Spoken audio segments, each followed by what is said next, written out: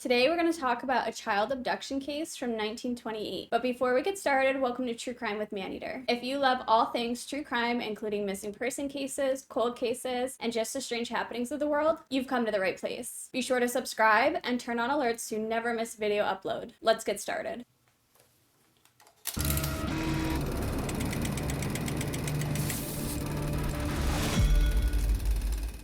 Christine Collins was a telephone operator in 1928 in Los Angeles. She had a son named Walter Collins, who she adored. On March 10th, 1928, her son Walter asked her for money to go to the cinema. Of course, she gave him some money because that was one of his favorite pastimes and she wanted him to enjoy his day. Hours would pass and Walter would never return home. There are some conflicting reports about when she reported her son missing, and I'm sure it's because it's a case in 1928, but the most consistent fact I can find is that she reported Walter missing 5 days later. I'm not really sure why she didn't report him sooner. I feel like she probably should have. The town was still recovering from 3 months ago when a 12-year-old girl was kidnapped and brutally murdered. So finally, Christine Collins reports her son missing, the Los Angeles Police Department gets involved, and a bunch of tips start pouring in. People would report that they saw Walter as far away as San Francisco and Oakland. Somebody even reported that they saw him at a gas station, laying on the ground with newspaper covering him. But police continued their search for months and they had no success in locating Walter. And then in August of 1928, the police in Illinois picked up a boy who matched Walter's description. And the boy told police that he was in fact Walter Collins. Eventually, the boy would give police a story about his abduction. And of course, they would telephone Christine and say, hey, we found your son. He was in Illinois. He wants to come home. This boy would speak to Christine over the phone and eventually she would send money to have him brought back to Los Angeles. This boy would live with Christine for 3 weeks before she started to believe that he wasn't Walter. She would literally take out a measuring tape and measure the boy and realize that he was 1 inch shorter than her son. She even got dental records to prove that this boy was not her son. She would go to the police and say, listen, this is not my son. He may look like my son, but there's a lot of differences. He would call me mother. This child calls me ma. She would go on to say that this other child is a bit hard to handle as compared to Walter, who was really well behaved and quiet and sweet. And she would tell them, I hope this is my son, but I can't bring myself to believe that this is my child. And of course, police would not hear of it. They're like, this is your son. He even admits that he's your son. And so they decided to do all of these tests to prove that this boy was Walter Collins, that this boy was her son. They literally had this boy claiming to be Walter try to find his way back home by memory. And they even brought in Walter's pet dog to see if he would recognize the boy. And apparently the dog went over and supposedly recognized this boy as Walter, which is just kind of funny because obviously it's a dog. So if he sees a little boy and it's a sweet dog, of course he's going to walk over to the kid and maybe love on him.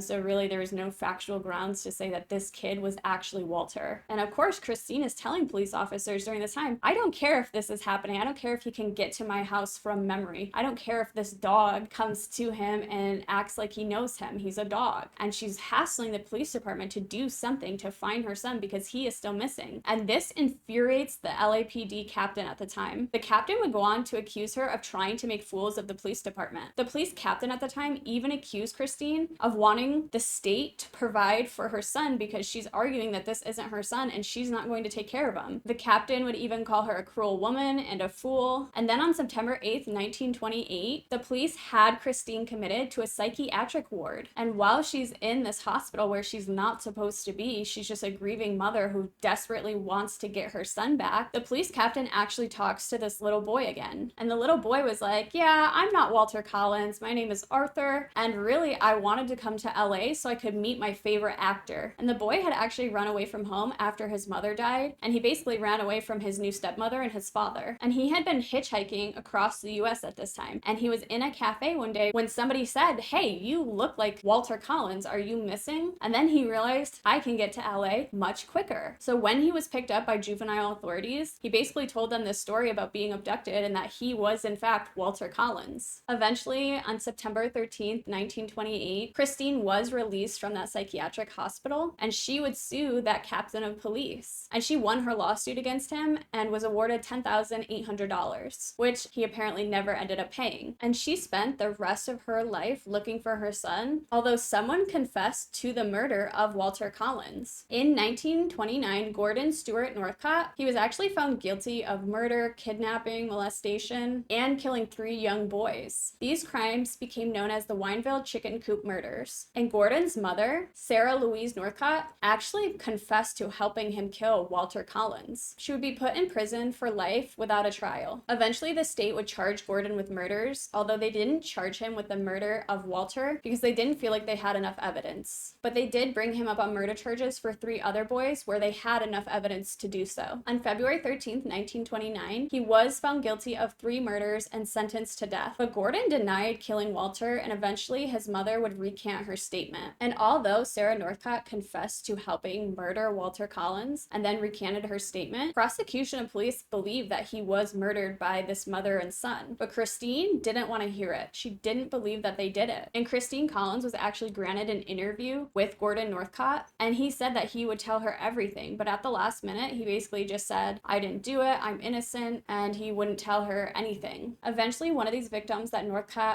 had kidnapped was found alive, and this only made Christine believe that her son Walter was out there. Christine Collins would continue to search for her son until the day she died. But that's it for today, guys. If you like this video or any other video on my channel, be sure to subscribe and turn on alerts so you never miss video upload. Be sure to check out the other videos on my channel while you wait for the next upload, and if you have a suggestion for a case, pop it in the comments below and I'll get to as many of them as possible. See you next time.